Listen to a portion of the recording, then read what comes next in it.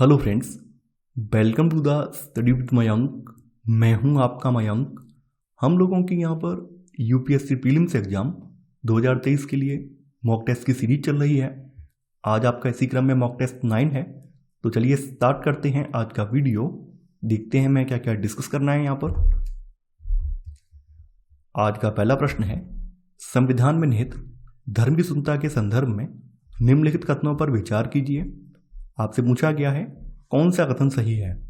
इसमें किसी भी धर्म का पालन न करने की स्वतंत्रता शामिल है। यह सभी धर्म परिवर्तनों पर रोक लगाता है। यह विदेशी नागरिकों के लिए उपलब्ध नहीं है। आपके संविधान में धर्म की स्वतंत्रता जो है अनुच्छेद 25 से लेकर अनुच्छेद 28 के बीच में वर्णित है। अर्थात धर्म की स्वतंत्रता का जो अधिकार है यह आपका एक मौलिक अधिकार है। धर्म की स्वतंत्रता में अंतःकरण की स्वतंत्रता भी समाहित है। इसका अर्थ है कि कोई व्यक्ति किसी भी धर्म को चुन सकता है या फिर यह निर्णय भी ले सकता है कि वह किसी भी धर्म का पालन नहीं करेगा। तो यहाँ पर आपका पहला वाला कथन बिल्कुल सही है। इसमें किसी भी धर्म का पालन करने या ना करने की स्वतंत्रता शामिल है। अब देखिए सेकंड वाले स्टेटमेंट को ध्यान से पढ़ना है। यहाँ पे लिखा हुआ है यह सभी धर्म परिवर्तनों पर रोक लगाता है। तो आपका सेकंड वाला जो है गलत हो जाएगा। धर्म की स्वतंत्रता में न केवल किसी धर्म को अबाध रूप से मानने का अधिकार है बल्कि उसका प्रचार करने का अधिकार भी शामिल है। इसमें लोगों को अपने धर्म में शामिल होने के लिए सहमत करना और इच्छा के अनुसार धर्म परिवर्तन करना भी शामिल है। संविधान बलपूर्वक किए गए धर्मांतरण और प्रलोभन द्वारा किए गए धर्मांतरण पर रोक लगाता है। अर्थात संविधान हमारा जो है सभी प्रकार के धर्म परिवर्तनों पर रोक नहीं लगाता है बल्कि जो जबरन या फिर बलपूर्वक धर्मांतरण किए जाते हैं उन पर रोक लगाता है। अगर आप अपनी इच्छा से धर्मांतरण कर रहे हैं तो उन पर यह रोक नहीं लगाएगा। तीसरा वाला कथन आपका सही नहीं है। धर्म की स्वतंत्रता न केवल भारतीय नागरिकों को बल्कि भारतीय क्षेत्र में रहने वाले विदेशी नागरिकों को भी यह अधिकार प्राप्त है। तो यहाँ पर आपका तीसरा वाला कथन गलत हो जाएगा। यहाँ पर आपका केवल पहला वाला कथन सही है। तो आपका सही आंसर है पहले का ए, केवल एक। दूसरा प्रश्न है आपका, संविधान के अनुच्छेद 360 के तहत वित्तीय आपातकाल की घोषणा करने की शक्ति निहित है वित्त मंत्री में, संसद में, राष्ट्रपति में, भारत के नियंत्रक और महालेखा परीक्षक में। अनुच्छेद 360 राष्ट्रपति को वित्तीय आपातकाल की घोषणा करने की शक्ति प्रदान करता है यदि वह संतुष्ट हो कि एक ऐसी स्थिति उत्पन्न हो गई है जिसमें भारत अथवा उसके किसी क्षेत्र की वित्तीय स्थिति अथवा प्रत्यय खतरे में हो। तो ये घोषणा कौन करता है? राष्ट्रपति करता है। हालांकि 44वें संविधान संशोधन अधिनियम 1978 के तहत ये बात स्पष्ट कर दी गई है कि जो ये प्रावधान है राष्ट्रपति के द्वारा वित्तीय आपातकाल घोषित करने का जो प्रावधान है ये न्यायिक समीक्षा से परे नहीं है। अर्थात अगर राष्ट्रपति वित्तीय आपातकाल की घोषणा कर रहा है तो सुप्रीम कोर्ट उसे स्वतः संज्ञान में लेकर उसकी न्यायिक समीक्षा कर सकता है कि क्या वास्तव में ये न्यायोचित है या नहीं है। तो यहाँ पर आपका सेकंड का सी वाला कथन सही है। आंसर होगा सी। तीसरा प्रश्न है आपका, हाल ही में the forest of India report 2021 प्रकाशित की गई थी। इस संदर्भ में निम्नलिखित कथनों पर विचार कीजिए। आपसे पूछा गया है कौन सा कथन सही नहीं है। इसे प्रतिवर्ष भारतीय वन सर्वेक्षण द्वारा तैयार किया जाता है। वन क्षेत्र में 10,000 वर्ग किलोमीटर से अधिक की वृद्धि हुई है। विगत 2 वर्षों में वनावरण में सबसे अधिक वृद्धि मध्य प्रदेश में देखी गई है। देखिए यह रिपोर्ट जो है पर्यावरण, वन और जलवायु परिवर्तन मंत्रालय द्वारा द्विवार्षिक आधार पर प्रकाशित की जाती है और इसे तैयार करने का काम भारतीय वन सर्वेक्षण को दिया गया है। यानी भारतीय वन सर्वेक्षण इसे तैयार करता है और हर 2 साल पर जो पर्यावरण, वन और जलवायु परिवर्तन मंत्रालय है वो इसको पब्लिश करता है, यानी प्रकाशित करता है। तो आपका पहला वाला कथन गलत हो जाएगा। यानी ये प्रतिवर्ष नहीं है बल्कि ये द्विवार्षिक है, हर 2 साल पर आती है। तो यहाँ पर आपका पहला वाला कथन गलत हो जाएगा। रिपोर्ट के अनुसार विगत 2 वर्षों में देश के कुल वन और वृक्ष आवरण में 10,000 की नहीं बल्कि 2,261 वर्ग किलोमीटर से अधिक की वृद्धि हुई है। तो यहाँ पर आपका सेकंड वाला कथन ये भी गलत हो जाएगा।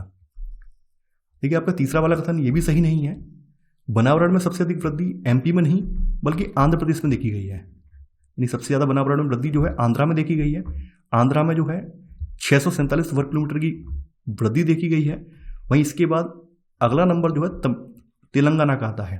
देखिए तेलंगाना लिख दे रहा हूँ यहाँ, TLN लिख दिया है मैंने, समझ जाएंगे आप।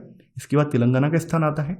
अगर क्षेत्रफल की दृष्टि से देखें तो क्षेत्रफल की दृष्टि से मध्य प्रदेश देश का सबसे बड़ा वन क्षेत्र वाला राज्य है, लेकिन चूंकि यहाँ पर पूछा गया है कि सबसे ज़्यादा वनावरण में वृद्धि कौन से राज्य में देखी गई है, तो आंध्रा में देखी गई है।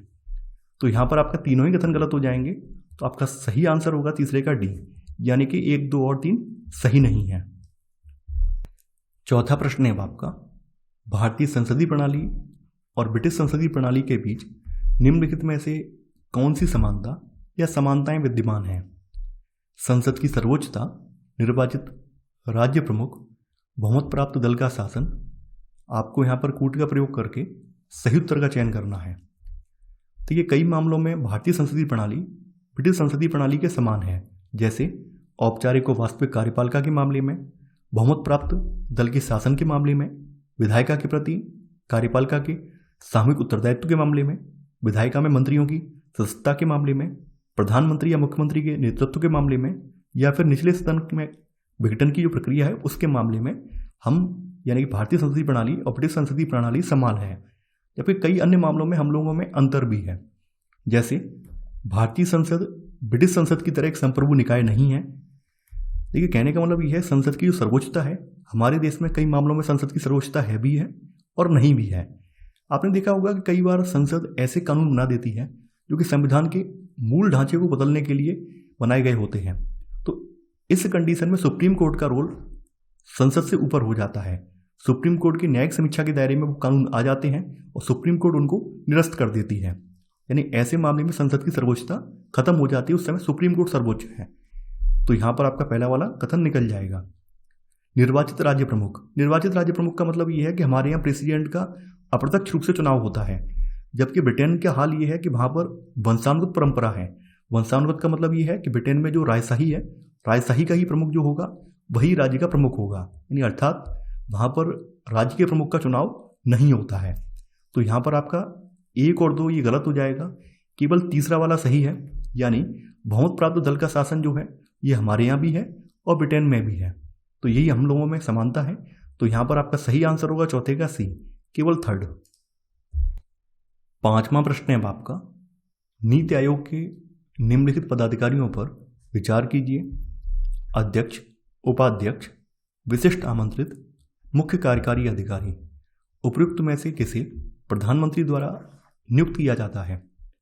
देखिए, नीति आयोग के बारे में आप लोग जानते होंगे। नीति आयोग का अध्यक्ष जो है प्रधानमंत्री होता है और इसके उपाध्यक्ष की नियुक्ति प्रधानमंत्री द्वारा की जाती है और इसका पद कैबिनेट मंत्री के समकक्ष होता है।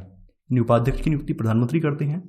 विशिष्ट आमंत्रित का मतलब ये है कि कुछ ऐसे लोग होते हैं जो कि अपने विषय में या संबंधित क्षेत्र में विशेष योग्यता रखते हैं, तो उनको भी नॉमिनेट प्रधानमंत्री करते हैं, तो विशिष्ट आमंत्रित भी आ जाते हैं। इसके अलावा मुख्य कार्यकारी अधिकारी अर्थात जिसे सीईओ कहा जाता है, तो एक निश्चित कार्यकाल के लिए प्रधानमंत्री द्वारा मुख्य कार्यकारी अधिकारी को नियुक्त किया जाता है और मुख्य कार्यकारी अधिकारी भारत सरकार के सचिव के पद के समकक्ष होता है। यानी कि उपाध्यक्ष, विशिष्ट आमंत्रित और मुख्य कार्यकारी अधिकारी, इन तीनों की नियुक्ति प्रधानमंत्री द्वारा की जाती है। तो यहाँ पर आपका सही आंसर होगा 5वें का ए वाला, केवल 2, 3 और 4। 6वां प्रश्न है आपका, सरकार के भारतीय स्वरूप को एकात्मक प्रवृत्ति वाले संघ के रूप में वर्णित किया गया है।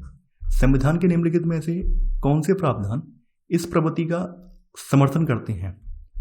एकल और लचीला संविधान, अखिल भारतीय सेवाओं का प्रावधान, केंद्र द्वारा राज्य के राज्यपाल की नियुक्ति का प्रावधान। तो आपको यहाँ पर कूट का प्रयोग करके सही उत्तर का चयन करना है। देखिए, आपका पहला वाला कथन बिल्कुल सही है। संयुक्त राज्य अमेरिका के विपरीत, जहाँ केंद्र और राज्यों के अपने अलग अलग 2 संविधान हैं, भारत में राज्यों और केंद्र दोनों के लिए एक ही संविधान अपनाया गया है। और एक वास्तविक संघ के विपरीत इसमें कठोर संविधान को अपनाया जाता है। भारत का संविधान लचीला है। साथ ही भारतीय संविधान में केंद्रीकरण की प्रवृत्ति पाई जाती है, क्योंकि इसमें राज्यों की सीमाओं को केंद्र द्वारा परिवर्तित किया जा सकता है। तो यहाँ पर आपका पहला वाला बिल्कुल सही है, एकल और लचीला संविधान है। यहाँ पर आपका सेकंड वाला कथन ये भी सही है। अखिल भारतीय सेवाओं के लिए चयनित उम्मीदवारों को केंद्र द्वारा भर्ती और प्रशिक्षित किया जाता है, लेकिन इनकी नियुक्ति राज्यों में होती है। साथ ही राज्यों को इन्हें बर्खास्त करने की शक्ति प्राप्त नहीं है। तो अखिल भारतीय सेवाओं का प्रावधान है। केंद्र द्वारा राज्य के राज्यपाल की नियुक्ति का प्रावधान ये भी है। देखिए, राज्य में अनेक विवेकाधीन शक्तियों से युक्त राज्यपाल की नियुक्ति केंद्र द्वारा की जाती है और यह प्रमुख एकात्मक प्रवृत्तियों में से एक है। यानी ये तीनों ही प्रवृत्तियां जो हैं एकात्मक प्रवृत्ति की ओर इशारा कर रही हैं। तो यहां पर आपका सही आंसर है छठवें का डी वाला, यानी 1, 2 और 3।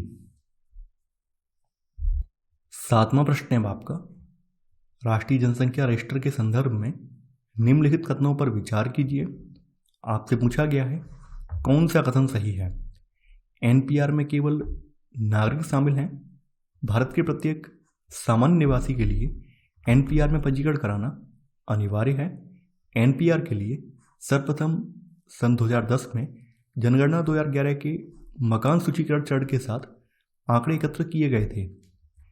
एनपीआर जो है, एनपीआर देश के सामान्य निवासियों की एक सूची है। गृह मंत्रालय के अनुसार देश का सामान्य निवासी वह है जो कम से कम पिछले 6 माह से भारतीय क्षेत्र में रह रहा हो या फिर अगले 6 माह के लिए भारत में रहने का इरादा रखता हो। तो एनपीआर में केवल नागरिक शामिल नहीं है बल्कि वो विदेशी शामिल भी हैं जो 6 महीने से अपने भारत में रह रहे हैं।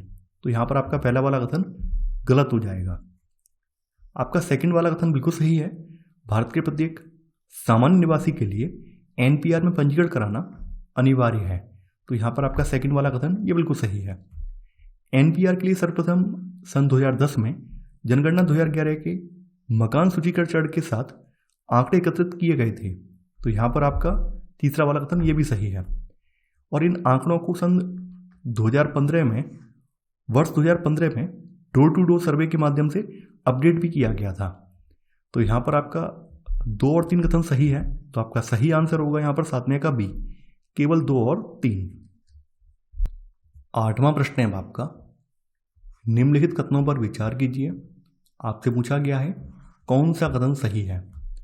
संविधान में संशोधन करने की संसद की शक्ति पर कोई सीमा आरोपित नहीं है। केवल राष्ट्रपति ही निर्धारित कर सकता है कि कोई मामला संविधान के मूल ढांचे का भाग है या नहीं। आपको केशवानंद भारती मामला याद होगा। 1973 में सुप्रीम कोर्ट ने केशवानंद भारती वाद में यह निर्णय दिया था कि संविधान का एक मूल ढांचा है और कोई भी, यहाँ तक कि संसद भी, मूल ढांचे से छेड़छाड़ नहीं कर सकती है। तो यहाँ पर आपका पहला वाला कथन गलत हो जाएगा। इस संविधान संशोधन करने की जो संसद की शक्ति है इस पर सीमा आरोपित की गई है। तो यहाँ पर आपका सेकंड वाला जो कथन है ये भी गलत है। देखिए, मूल ढांचा तय करने का काम जो है सुप्रीम कोर्ट का है, न कि राष्ट्रपति का। तो यहाँ पर आपका 1 और 2 दोनों ही कथन गलत हैं। तो आपका सही आंसर होगा 8वें का डी, ना तो एक सही है और ना ही दूसरा। 9वां प्रश्न है आपका, एशियाई अवसंरचना निवेश बैंक AIIB के संदर्भ में निम्नलिखित कथनों पर विचार कीजिए। आपसे पूछा गया है कौन सा कथन सही है। भारत इस बैंक का दूसरा सबसे बड़ा शेयर धारक है। संयुक्त राज्य अमेरिका और जापान दोनों इसके सदस्य नहीं हैं। देखिए, हाल ही में RBI के पूर्व गवर्नर उर्जित पटेल को बीजिंग में स्थित एशियाई अवसंरचना निवेश बैंक का उपाध्यक्ष नियुक्त किया गया है। एशियाई अवसंरचना निवेश बैंक एक बहुपक्षीय विकास बैंक है जिसका उद्देश्य एशिया में आर्थिक और सामाजिक परिणामों में सुधार करना है। इसकी स्थापना वर्ष 2015 में बीजिंग में की गई थी और AIIB ने किसी भी अन्य सदस्य की तुलना में भारत के लिए अधिक ऋण स्वीकृत किए हैं। अगर हम बात करें शेयर धारकों की तो चाइना के बाद भारत इसका दूसरा सबसे बड़ा शेयर धारक है। तो यहाँ पर आपका पहला वाला कथन बिल्कुल सही है। संयुक्त राज्य अमेरिका और जापान इसके सदस्य नहीं है। तो यहाँ पर आपका दूसरा वाला कथन ये भी सही है। यहाँ पर आपका 1 और 2 दोनों ही कथन सही हैं। तो यहाँ पर आपका सही आंसर होगा 9वें का सी, नहीं 1 और 2 दोनों। 10वां प्रश्न है आपका, निम्नलिखित में से कौन सी लोकतंत्र की कमी या कमियां हो सकती हैं। लोकतंत्र में नेता बदलते रहते हैं जिससे अस्थिरता उत्पन्न हो सकती है। लोकतंत्र भ्रष्टाचार को जन्म दे सकता है क्योंकि यह चुनावी प्रतिस्पर्धा पर आधारित है। लोकतंत्र में उग्र या गैर जिम्मेदार निर्णय की संभावना बढ़ जाती है। देखिए, लोकतंत्र की बात करें तो सरकार के स्वरूप के तौर पर लोकतंत्र केवल यह सुनिश्चित करता है कि लोग अपने बारे में स्वयं निर्णय करें। इससे इस बात की गारंटी नहीं हो जाती है कि उनके सभी निर्णय अच्छे ही होंगे। लोग गलतियां भी कर सकते हैं और इन निर्णयों में लोगों को भागीदारी सुनिश्चित करने से निर्णय लेने में विलंब होता है। यहाँ पर यह बात भी सही है कि लोकतंत्र में जल्दी जल्दी नेतृत्व परिवर्तित होता है और कई बार महत्वपूर्ण फैसलों और सरकार की कार्यकुशलता पर भी इसका बुरा असर पड़ता है। तो यहाँ पर आपका पहला वाला कथन बिल्कुल सही है। लोकतंत्र में नेता बदलते रहते हैं जिससे अस्थिरता उत्पन्न हो सकती है। लोकतंत्र भ्रष्टाचार को जन्म दे सकता है क्योंकि यह निर्वाचनों में अत्यधिक खर्च, राजनीति के अपराधीकरण आदि के कारण चुनावी प्रतिस्पर्धा पर यह आधारित होता है। तो यहाँ पर आपका सेकंड वाला कथन ये भी सही है। अब देखिए यहाँ पर तीसरे वाले कथन पर आपको विचार करना होगा। यहाँ पे लिखा हुआ है लोकतंत्र में उग्र या गैर जिम्मेदार निर्णय की संभावना बढ़ जाती है। देखिए लोकतंत्र का आधार जो है व्यापक चर्चा और विचार विमर्श है और लोकतांत्रिक निर्णयों में सदैव अनेक लोग शामिल होते हैं। यानी यहाँ पर कोई एक लोग नहीं होता है बल्कि अनेक लोग मिलकर निर्णय लेते हैं। साथ ही निर्णय चर्चा और बैठकों के माध्यम से लिए जाते हैं। यदि किसी एक विषय में अनेक लोगों की सोच शामिल हो तो उसमें गलतियों की गुंजाइश भी कम से कम हो जाती है और इसमें कुछ अधिक समय जरूर लग सकता है, लेकिन महत्वपूर्ण मामलों पर थोड़ा समय लेकर निर्णय करने के अनेक लाभ भी मिलते हैं। इससे ज़्यादा उग्र या गैर जिम्मेदार फैसले लेने की संभावना घट जाती है। अर्थात लोकतंत्र में उग्र या गैर जिम्मेदार निर्णय लेने की जो संभावना है ये बढ़ती नहीं है बल्कि घट जाती है, क्योंकि यहाँ पर कोई एक व्यक्ति निर्णय नहीं लेता है बल्कि पूरा ग्रुप मिलकर निर्णय लेता है। तो यहाँ पर आपका तीसरा वाला कथन गलत हो जाएगा। यहाँ पर आपका केवल एक और दो कथन सही है। तो आपका सही आंसर है 10 का ए, केवल एक और दो। 11वां प्रश्न है आपका, मूल अधिकारों के संदर्भ में निम्नलिखित कथनों में से कौन सा या कौन से सही हैं? वे अनुल्लंघनीय प्रकृति के हैं और उनमें संशोधन नहीं किया जा सकता है। वे राज्य और निजी व्यक्ति दोनों की कार्यवाहियों के विरुद्ध उपलब्ध हैं। वे कार्यपालिका और विधायिका दोनों की निरंकुशता पर नियंत्रण के रूप में कार्य करते हैं। देखिए आपका पहला वाला कथन सही नहीं है। मूल अधिकारों में संविधान संशोधन के माध्यम से उस सीमा तक संशोधन किया जा सकता है जिस सीमा तक संशोधन संविधान के मूल ढांचे का उल्लंघन नहीं करता हो। इस प्रकार मूल अधिकार अनुल्लंघनीय नहीं है। तो यहां पर आपका पहला वाला कथन गलत हो जाएगा। सेकंड वाला कथन जो है आपका सही है। मूल अधिकार राज्य और निजी व्यक्ति दोनों की कार्यवाहियों के विरुद्ध उपलब्ध हैं। जैसे कुछ अधिकार जैसे अस्पृश्यता का उन्मूलन ये निजी नागरिकों के विरुद्ध भी उपलब्ध है। तो यहां पर आपका सेकंड वाला कथन ये सही है। मूल अधिकार कार्यपालिका और विधायिका की शक्ति को सीमित करते हैं और इस प्रकार कार्यपालिका एवं विधायिका की निरंकुशता पर ये रोक लगाते हैं। तो यहां पर आपका दूसरा और तीसरा कथन सही है। आपका सही आंसर है 11 का सी, केवल 2 और 3। 12वां प्रश्न है आपका, मूल कर्तव्यों के संदर्भ में निम्नलिखित कथनों में से कौन सा या कौन से सही है? पहला है, इनका उपयोग न्यायालयों द्वारा किसी विधि की संवैधानिकता को निर्धारित करने हेतु किया जा सकता है। इन्हें संसद द्वारा विधि निर्माण के माध्यम से लागू किया जा सकता है। आपको यहां पर कूट का प्रयोग करके सही उत्तर का चयन करना है। देखिए 1992 में यानी 1992 में उच्चतम न्यायालय द्वारा वर्णित किया गया था कि मूल कर्तव्यों का उपयोग किसी कानून की संवैधानिकता का निर्धारण करने के लिए किया जा सकता है। तो यहां पर आपका पहला वाला कथन बिल्कुल सही है। संसद उपयुक्त विधि निर्माण के माध्यम से मूल कर्तव्यों को लागू करने के लिए स्वतंत्र है। तो यहां पर आपका सेकंड वाला कथन ये भी सही है। यहां पर आपका 1 और 2 दोनों ही कथन सही हैं। आपका सही आंसर होगा 12 का सी, यानी 1 और 2 दोनों। 13वां प्रश्न है आपका, संविधान में अपनाई गई भारतीय पंथ निरपेक्षता की निम्नलिखित में से कौन सी विशेषता या विशेषताएं हैं? धर्म एक व्यक्तिगत विषय है तथा राज्य द्वारा इसमें कोई हस्तक्षेप नहीं किया जाता है। किसी भी नागरिक को धर्म या जाति के आधार पर राज्य के किसी भी शैक्षणिक संस्थान में प्रवेश से वंचित नहीं किया जा सकता है। प्रत्येक धार्मिक संप्रदाय को बिना किसी प्रतिबंध के धर्मार्थ संस्थानों की स्थापना और पोषण का अधिकार है। आपको यहाँ पर कूट का प्रयोग करके सही उत्तर का चयन करना है। देखिए धर्मनिरपेक्षता या पंथ निरपेक्षता की 2 अवधारणाएं प्रचलित हैं। एक तो पश्चिमी अवधारणा है और दूसरी भारतीय अवधारणा है। पश्चिमी अवधारणा में धर्म और राज्य में पृथक्करण माना गया है। यानी पश्चिमी अवधारणा में धर्म व्यक्ति का निजी विषय है और राज्य उसमें कोई भी हस्तक्षेप नहीं करेगा। वहीं भारतीय परिप्रेक्ष्य में बात करें तो भारत में राज्य धार्मिक प्रथाओं से संबंधित आर्थिक, राजनीतिक और धर्मनिरपेक्ष क्रियाकलापों का विनियमन कर सकता है। तो यहाँ पर पहला वाला कथन गलत हो जाएगा, क्योंकि यहाँ पर बात हो रही है भारतीय परिप्रेक्ष्य में। तो यहाँ पर भारतीय परिप्रेक्ष्य में राज्य जो है धर्म में हस्तक्षेप कर सकता है। तो यहाँ पर आपका पहला वाला कथन गलत हो जाएगा। आपका सेकंड वाला कथन बिल्कुल सही है। संविधान के अनुच्छेद 29 के भाग 2 के अनुसार राज्य द्वारा पोषित या राज्य निधि से सहायता पाने वाले किसी भी शैक्षणिक संस्थान में प्रवेश से किसी भी नागरिक को केवल धर्म, मूल वंश, जाति या भाषा या इनमें से किसी के आधार पर वंचित नहीं किया जा सकता है। तो यहाँ पर आपका सेकंड वाला कथन सही हो जाएगा। ठीक है, तीसरा वाला कथन यहाँ पर ये सही नहीं है। अगर आप एक बार में इसे पढ़ेंगे तो लगेगा सही है, लेकिन सही नहीं है। धर्म की स्वतंत्रता जो है अपने भारत में असीम नहीं है।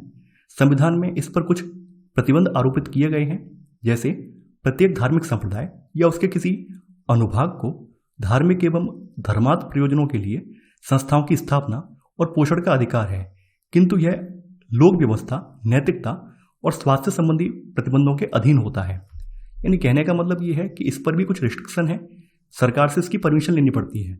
ऐसा नहीं है कि आप कोई ऐसी संस्था खड़ी कर दें जो कि आपके धर्म का तो फेवर करे लेकिन अन्य धर्मों का अपमान करे या भारत की समरसता है उसको मिटाने का प्रयत्न करे। तो ऐसे में ऐसे संस्थानों पर राज्य जो है प्रतिबंध लगा देगा। तो इस मामले में जो शक्ति है हम लोगों की वो असीम नहीं है, यानी धर्म की स्वतंत्रता असीम नहीं है। तो यहाँ पर आपका तीसरा वाला कथन गलत हो जाएगा। यहाँ पर आपका केवल सेकंड वाला कथन सही है। तो यहाँ पर आपका सही आंसर है 13 का सी, केवल 2। 14वां प्रश्न है आपका, उच्चतम न्यायालय के निम्नलिखित में से कौन सा या कौन से वाद मूल अधिकारों और राज्य के नीति निर्देशक तत्वों के बीच टकराव से संबंधित है? IR कोहेलोवाद 2007, गोलकनाथवाद 1967, मेनका गांधीवाद 1978, मिनर्वा मिल्सवाद 1980। देखिए, आपके सुप्रीम कोर्ट में 2 ऐसे वाद आए हैं जो कि मूल अधिकारों और राज्य के नीति निर्देशक तत्वों के बीच टकराव से संबंधित हैं। जैसे यहाँ पर आपके सामने गोलकनाथवाद है और मिनर्वा मिल्सवाद है। सबसे पहले बात कर लेते हैं गोलकनाथवाद की। तो गोलकनाथवाद में सुप्रीम कोर्ट ने निर्णय दिया कि संसद किसी मूल अधिकार जो प्रकृति में अनुल्लंघनीय है इसको समाप्त नहीं कर सकती है। इसलिए न्यायालय ने यह माना कि DPSP के कार्यान्वयन हेतु मूल अधिकारों में संशोधन नहीं किया जा सकता है। तो ये गोलकनाथवाद था। मिनर्वा मिल्स केस जो कि 1980 में आया है, तो मिनर्वा मिल्स केस में सुप्रीम कोर्ट ने फंडामेंटल राइट्स पर DPSP की प्राथमिकता को असंवैधानिक और अवैध घोषित कर दिया और इसके द्वारा फंडामेंटल राइट्स पर DPSP पर वरीयता प्रदान की गई। हालांकि इस बाद में अनुच्छेद 14 और 19 द्वारा प्रदत्त मूल अधिकारों को अनुच्छेद 39B और 39C के अंतर्गत निर्दिष्ट DPSP के अधीनस्थ माना गया। तो यहाँ पर मिनर्वा मिल्सवाद और गोलकनाथवाद जो हैं वो मूल अधिकारों और राज्य के नीति निर्देशक तत्वों से संबंधित हैं। तो यहाँ पर आपका सही आंसर होगा 14 का बी, केवल 2 और 4। अब देखिए, IR कोहेलोवाद है और मेनका गांधीवाद है, इन पर भी मैं प्रकाश डाल देता हूँ। मेनका गांधीवाद 1978 में, इसमें संविधान के अनुच्छेद 21 के अंतर्गत प्रदत्त अधिकारों से ये संबंधित है। इससे पूर्व संविधान के अनुच्छेद 21 के संबंध में विधि द्वारा स्थापित प्रक्रिया को अपनाया जाता था, लेकिन मेनका गांधीवाद के बाद इसमें विधि द्वारा स्थापित प्रक्रिया को विधि की उचित प्रक्रिया द्वारा प्रतिस्थापित कर दिया गया था। वहीं आपका IR कोहेलोवाद है, तो इसमें सामान्यतः इसे 9वीं सूची के बाद के रूप में जाना जाता है और उच्चतम न्यायालय ने इस मुद्दे पर विचार करते हुए तर्क दिया कि यदि किसी कानून को 9वीं अनुसूची में उच्चतम न्यायालय के निर्णय को पूर्ववत करने अथवा पलटने के उद्देश्य से शामिल किया गया है तो इसकी न्यायालय द्वारा समीक्षा की जा सकती है। तो IR कोहेलोवाद जो है संविधान की 9वीं अनुसूची से संबंधित है और मेनका गांधीवाद है जो संविधान के अनुच्छेद 21 से संबंधित है। तो यहाँ पर हमारा सही आंसर होगा 14 का बी वाला। 15वां प्रश्न है आपका, संविधान के अनुच्छेद 12 में प्रदत्त राज्य की परिभाषा में निम्नलिखित में से कौन से शामिल हैं? दिल्ली मेट्रो रेल कॉरपोरेशन, भारतीय विशिष्ट पहचान प्राधिकरण, नीति आयोग, भारतीय रिजर्व बैंक। आपको यहाँ पर कूट का प्रयोग करके सही उत्तर का चयन करना है।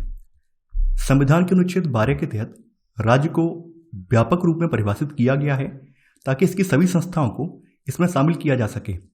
इन संस्थाओं के कार्यों को मूल अधिकारों के उल्लंघन के रूप में न्यायालय में चुनौती दी जा सकती है और उच्चतम न्यायालय ने निर्णय दिया है कि कोई भी निजी निकाय या एजेंसी जो राज्य की संस्था के रूप में कार्य कर रही है वह अनुच्छेद 12 के अंतर्गत राज्य के अर्थ में शामिल होगी।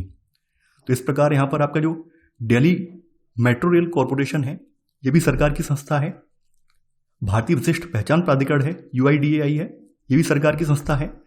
नीति आयोग ये भी सरकार की संस्था है। भारतीय रिजर्व बैंक ये भी सरकार की संस्था है। यानी यहाँ पर जो चारों नाम दिए गए हैं ये सभी राज्य की परिभाषा के अंतर्गत अनुच्छेद 12 में आते हैं। तो यहाँ पर आपका सही आंसर होगा 15 का डी, यानी 1, 2, 3 और 4। 16वां प्रश्न है आपका, हाल ही में सुर्खियों में रहा वेडेल सागर निम्नलिखित क्षेत्रों में से किसमें अवस्थित है? पूर्वी हिंद महासागर, पश्चिमी प्रशांत, आर्कटिक, अंटार्कटिका। देखिए वेडेल सागर जो है ये अंटार्कटिका क्षेत्र में पड़ता है। तो अंटार्कटिका क्षेत्र के वेडेल सागर में एक विशाल फिश ब्रीडिंग कॉलोनी की खोज की गई है, इसी वजह से ये चर्चा में रहा है। तो यहाँ पर आपका सही आंसर है 16 का डी वाला। 17वां प्रश्न है आपका, केंद्रीय सतर्कता आयोग के संदर्भ में निम्नलिखित कथनों पर विचार कीजिए। आपसे पूछा गया है कौन सा कथन सही है? यह एक संवैधानिक निकाय है, इसके अध्यक्ष और सदस्यों की नियुक्ति राष्ट्रपति द्वारा की जाती है। केंद्रीय सतर्कता आयोग केंद्र सरकार में भ्रष्टाचार को रोकने के लिए प्रमुख संस्था है।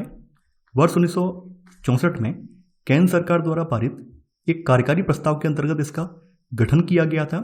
इसके गठन की अनुशंसा भ्रष्टाचार निवारण पर गठित समिति के संस्थानक समिति के द्वारा इसकी अनुशंसा की गई थी।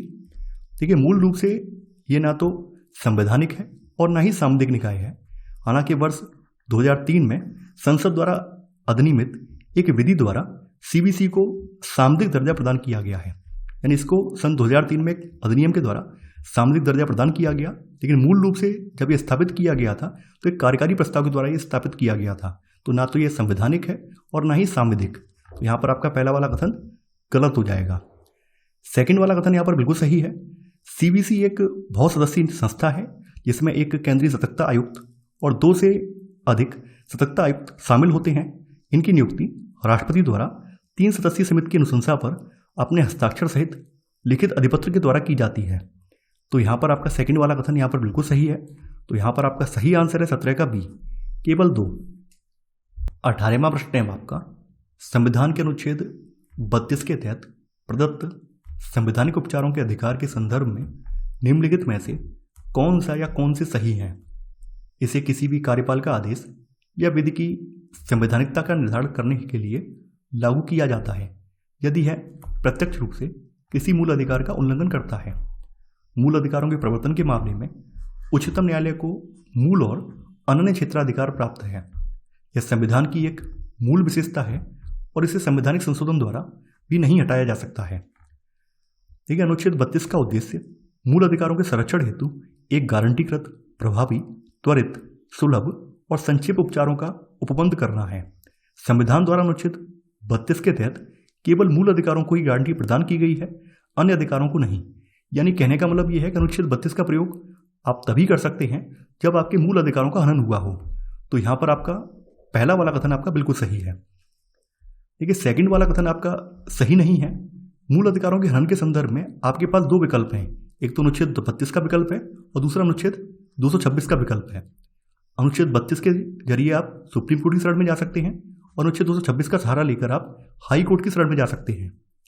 अब देखिए यहाँ पर अनुच्छेद 32 की जो शक्ति है वो अनुच्छेद 226 की तुलना में थोड़ी सी कम है। यानी मूल अधिकारों के प्रवर्तन के मामले में हाई कोर्ट को मूल और अनन्य क्षेत्राधिकार प्राप्त है, जबकि सुप्रीम कोर्ट के पास केवल और केवल मूल क्षेत्राधिकार है, अनन्य क्षेत्राधिकार नहीं है। यानी इस मामले में सुप्रीम कोर्ट की शक्ति जो है वो हाई कोर्ट की तुलना में थोड़ी सी कम है।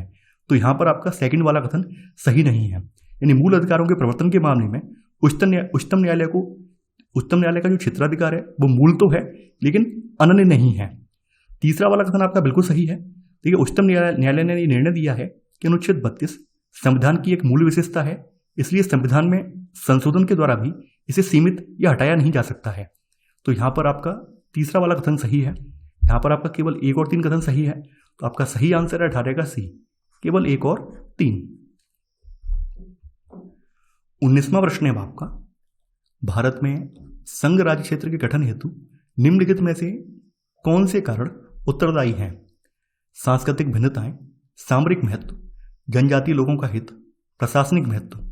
आपको यहां पर कूट का प्रयोग करके सही उत्तर का चयन करना है। देखिए, सबसे पहले बात कर लेते हैं सांस्कृतिक भिन्नताएं। तो हमारे यहाँ पुदुचेरी, दादरा और नागर हवेली, दमन और दीव, ये सांस्कृतिक भिन्नताओं के आधार पर इनको संजोए रखा गया है। तो यहाँ पर सांस्कृतिक भिन्नताएं भी एक कारक है। सामरिक महत्व, देखिए कुछ महाद्वीप या कुछ हमारे लिए क्षेत्र ऐसे हैं जो सामरिक दृष्टि से काफ़ी इंपॉर्टेंट हैं, जैसे अंडमान और निकोबार द्वीप समूह है, लक्षद्वीप है, इनका सामरिक महत्व है। जनजातीय लोगों का हित, देखिए जनजातीय लोगों का हित देखते हुए मिजोरम, मणिपुर, त्रिपुरा और अरुणाचल प्रदेश राज्य बनाए गए हैं। तो ये जनजातीय लोगों को हित देख के बनाए गए हैं। प्रशासनिक महत्व की बात करें तो दिल्ली और चंडीगढ़ जो आप देख रहे हैं, ये प्रशासनिक महत्व की वजह से इनको बनाया गया है। तो भारत में संघ राज्य क्षेत्र के गठन के लिए सांस्कृतिक भिन्नताएं, सामरिक महत्व, जनजातीय लोगों का हित, प्रशासनिक महत्व, ये सभी कारक उत्तरदायी हुए। तो यहाँ पर आपका सही आंसर होगा 19 का डी, यानी 1, 2, 3 और 4। 20वां प्रश्न है आपका, भारतीय संविधान के अनुच्छेद 19 के तहत प्रत्याभूत वाक एवं अभिव्यक्ति स्वतंत्रता के दायरे में निम्नलिखित में से कौन सा या कौन से शामिल हैं? मौन रहने की स्वतंत्रता, हड़ताल का अधिकार, प्रसारण का अधिकार, सरकारी गतिविधियों के बारे में जानने का अधिकार। आपको यहां पर कूट का प्रयोग करके सही उत्तर का चयन करना है। भारतीय संविधान के अनुच्छेद 19(1) के तहत वाक एवं अभिव्यक्ति स्वतंत्रता का उपबंध किया गया है। इसका तात्पर्य है कि प्रत्येक नागरिक को अपनी अभिव्यक्ति, मत, विश्वास एवं प्रतिबद्धता व्यक्त करने का अधिकार प्राप्त है। सुप्रीम कोर्ट ने निर्णय दिया कि वाक और अभिव्यक्ति स्वतंत्रता में कुछ और अधिकार भी सम्मिलित हैं, जैसे मौन रहने की स्वतंत्रता इसमें शामिल है, प्रसारण का अधिकार इसमें शामिल है, सरकारी गतिविधियों के बारे में जानने का अधिकार भी इसमें शामिल है, लेकिन इसमें हड़ताल का अधिकार इसमें शामिल नहीं है। तो यहां पर आपका सही आंसर होगा 20 का ए, केवल 1, 3 और 4। 21वां प्रश्न है आपका, राष्ट्रीय बाल अधिकार संरक्षण आयोग के संदर्भ में निम्नलिखित कथनों पर विचार कीजिए। आपसे पूछा गया है कौन सा कथन यहां पर सही है। पहला है, यह बाल श्रम निषेध और विनियमन अधिनियम 1986 के तहत गठित एक सांविधिक निकाय है। इसे निःशुल्क और अनिवार्य बाल शिक्षा का अधिकार अधिनियम के प्रावधानों की निगरानी के लिए एक एजेंसी के रूप में नामित किया गया है। राष्ट्रीय बाल अधिकार संरक्षण आयोग संसद के एक अधिनियम बाल अधिकार संरक्षण आयोग अधिनियम सन 2005 इसके द्वारा गठित एक सांविधिक निकाय है, न कि बाल श्रम अधिनियम 1986 के तहत गठित है। तो यहाँ पर आपका पहला वाला कथन गलत हो जाएगा। देखिए, यह आयोग महिला एवं बाल विकास मंत्रालय के तत्वाधान में कार्य करता है। आपका पहला वाला कथन यहाँ पर सही नहीं है। राष्ट्रीय बाल अधिकार संरक्षण आयोग को निःशुल्क और अनिवार्य बाल शिक्षा का अधिकार अधिनियम के प्रावधानों की निगरानी के लिए एक एजेंसी के रूप में नामित किया गया है और इस अधिनियम के तहत NCPCR शिकायतों की जांच कर सकता है और मुकदमेबाजी के मामलों में इसे एक दीवानी न्यायालय की शक्तियां भी प्राप्त हैं। तो यहाँ पर आपका सेकंड वाला कथन बिल्कुल सही है। तो यहाँ पर आपका सही आंसर होगा यहाँ पर 21 का बी, केवल 2। 22वां प्रश्न है आपका, परख पोर्टल के संदर्भ में निम्नलिखित कथनों पर विचार कीजिए। आपसे पूछा गया है कौन सा कथन सही है कि स्कूलों में छात्रों शिक्षकों दोनों के लिए आकलन करेगा। इसे अखिल भारतीय तकनीकी शिक्षा परिषद द्वारा लॉन्च किया गया है। परख उच्च शिक्षा संस्थानों और स्कूलों के छात्रों और संकाय सदस्यों का आकलन करेगा। तो यहाँ पर आपका पहला वाला कथन बिल्कुल सही है। इसे अखिल भारतीय तकनीकी शिक्षा परिषद यानी all India council for technical education द्वारा लॉन्च किया गया है। तो यहाँ पर आपका सेकंड वाला कथन ये भी सही है। AICTE एक सांविधिक निकाय है। तो यहाँ पर आपका 1 और 2 दोनों ही कथन सही हैं। आपका सही आंसर है 22 का सी, यानी 1 और 2 दोनों। 23वां प्रश्न है आपका, भारतीय संविधान से संबंधित उदारवाद के विचार के संदर्भ में निम्नलिखित कथनों पर विचार कीजिए। आपसे पूछा गया है कौन सा कथन सही है। भारतीय उदारवाद समुदाय के अधिकारों पर व्यक्तियों के अधिकारों को प्रधानता देता है। संविधान में अनुसूचित जाति या अनुसूचित जनजाति समुदाय के लिए आरक्षण का प्रावधान भारतीय उदारवाद का एक उदाहरण है। देखिए, भारतीय उदारवाद शास्त्रीय या पश्चिमी उदारवाद से भिन्न है। शास्त्रीय उदारवाद व्यक्तिगत स्वतंत्रता को अधिक महत्व देता है, जबकि भारत में एक व्यक्ति अपनी पहचान उस समुदाय से करता है जिससे वह संबंधित होता है। इसलिए भारतीय उदारवाद सामाजिक न्याय और सामुदायिक मूल्यों की मांगों पर व्यक्तियों के अधिकारों को प्रधानता नहीं देता है, बल्कि ये समुदाय के अधिकारों को प्रधानता देता है। तो यहाँ पर आपका पहला वाला कथन गलत हो जाएगा। यहाँ पर सेकंड वाला कथन बिल्कुल सही है। देखिए, सामाजिक न्याय हेतु वंचित वर्गों की मांगों को पूरा करने के लिए आरक्षण का प्रावधान भारतीय उदारवाद के लिए के विचार को दर्शाता है। तो यहाँ पर आपका सेकंड वाला कथन सही है। आपका सही आंसर है 23 का बी, केवल 2। 24वां प्रश्न है आपका, राष्ट्रीय मानवाधिकार आयोग द्वारा निम्नलिखित में से कौन सा या कौन से विषय उठाया या उठाए जा सकता है या जा सकते हैं? हाथ से मैला ढोने की समस्या, अनधिसूचित और विमुक्त जनजातियों द्वारा सामना की जाने वाली समस्याएं, स्वास्थ्य के लिए अधिकार से संबंधित मामले। तो आपको यहां पर कूट का प्रयोग करके सही उत्तर का चयन करना है। भारत का राष्ट्रीय मानवाधिकार आयोग मानव अधिकार संरक्षण अधिनियम 1993 के तहत गठित एक सार्वजनिक निकाय है। इसके द्वारा बंधुआ मजदूरी का उन्मूलन, भोजन के अधिकार से संबंधित मुद्दे, हाथ से मैला ढोने की प्रथा का उन्मूलन या महिलाओं के यौन उत्पीड़न का निपटान करने से संबंधित मुद्दे, या फिर अनधिसूचित और घुमंतु जनजातियों द्वारा सामना की जाने वाली समस्याएं, विकलांग व्यक्तियों के अधिकार, स्वास्थ्य के अधिकार से संबंधित मामले, ये सभी उठाए जा सकते हैं। तो यहां पर आपका सही आंसर होगा 24 का सी, यानी 1, 2 और 3। 25वां प्रश्न है आपका, world employment and social outlook report trends 2022 को प्रकाशित किया गया था इंटरनेशनल ऑर्गेनाइजेशन ऑफ एम्प्लॉयर द्वारा, अंतर्राष्ट्रीय श्रम संगठन द्वारा, संयुक्त राष्ट्र आर्थिक और सामाजिक परिषद द्वारा, अंतर्राष्ट्रीय मुद्रा कोष द्वारा। World employment and social outlook report अंतर्राष्ट्रीय श्रम संगठन की एक प्रमुख रिपोर्ट है और world employment and social outlook trends 2022 धीमी और अनिश्चित बहाली की चेतावनी देती है, क्योंकि वैश्विक श्रम बाजारों पर महामारी का महत्वपूर्ण प्रभाव अभी भी जारी है। तो ये रिपोर्ट जो है ये अंतर्राष्ट्रीय श्रम संगठन द्वारा जारी की गई है। तो यहाँ पर आपका सही आंसर है 25 का बी वाला। तो ये था हमारा आज का वीडियो। आई होप आपको आज का वीडियो पसंद आया होगा। आप लोग इस वीडियो को लाइक और शेयर करना बिल्कुल ना भूलें। तो चलिए आज के लिए बस इतना ही। Thanks for watching. जय हिंद।